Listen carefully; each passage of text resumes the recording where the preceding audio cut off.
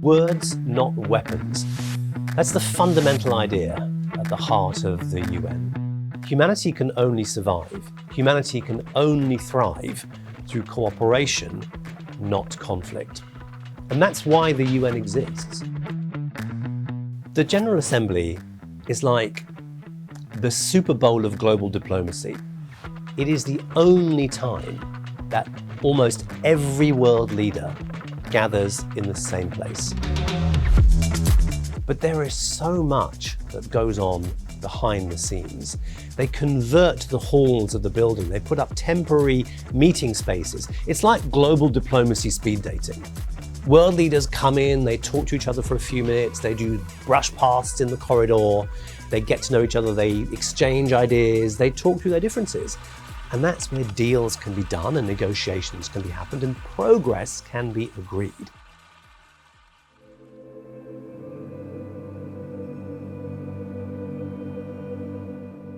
We should not be naive.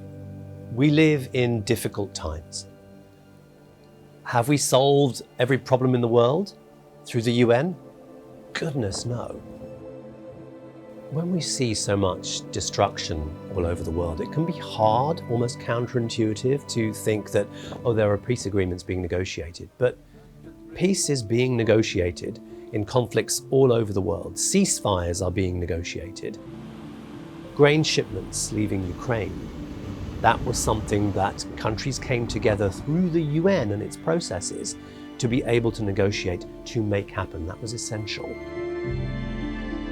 Millions of lives have been saved as a result of peace agreements reached through the UN in countries all over the world, like Namibia, Mozambique, Cambodia, El Salvador, Liberia, Guatemala, Cote d'Ivoire, many places. And peace is a prerequisite for progress. People can't begin to rebuild their lives, they can't build new lives unless there's peace and stability on the ground.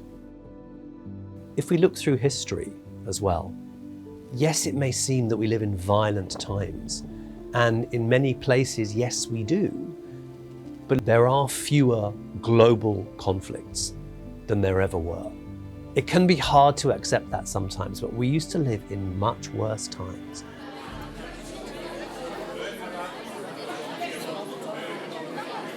Progress takes time, and yeah, there are a lot of conferences, a lot of meetings, a lot of reports, and you can look at those and think, wow, what is taking so long? Why is this taking so long?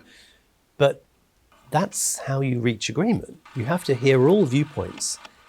No one ever said that fixing the world was going to be easy. It's not. It's really hard. And that takes time, and it takes brilliant people, and it takes a lot of effort, and it takes cooperation. Through the UN, the world has actually achieved so much. It's galvanized nations of the world around the collective promise of the Sustainable Development Goals. And a really good example is the Paris Climate Agreement. Just reaching consensus and reaching agreement with every country in the world. There is a framework now. There is something that we can build on and that we can aim towards. The General Assembly does not have the power to enforce its decisions. But what it does have is moral authority, every country of the world represented there, and it has weight in numbers. So small countries can have their voices heard alongside powerful, big, rich countries, and groupings of countries, coalitions of countries can come together and they can really be a powerful voice and a powerful voice for change. So much of the work of the UN is not represented by the images of leaders in meetings and the General Assembly.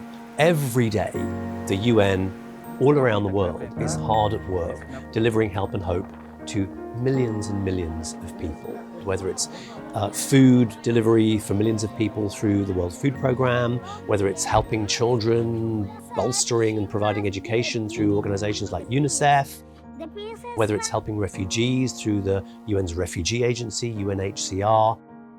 Every issue that you care about, some part of the UN is focusing on it.